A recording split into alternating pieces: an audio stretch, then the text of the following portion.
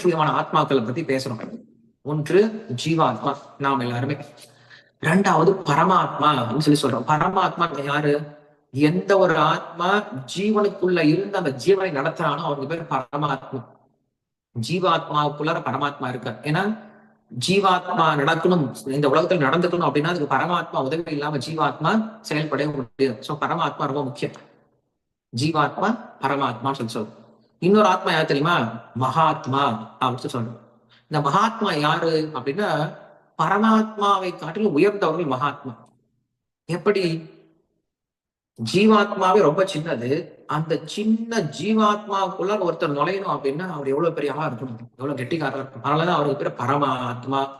சின்ன ஆத்மாக்குள் நுழைஞ்சார்லயே அதனால அவருக்கு பேர் பரமாத்மா. ரொம்ப சின்னதா இருக்கிறதுனால அவருக்கு பரமாத்மா.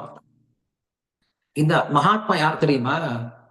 அந்த பரமாத்மாவுடைய இதயத்துக்குள்ள நுழைஞ்சு இருக்காரா இவரு. யாரு? இந்த மகாத்மாக்கள் இல்லையா?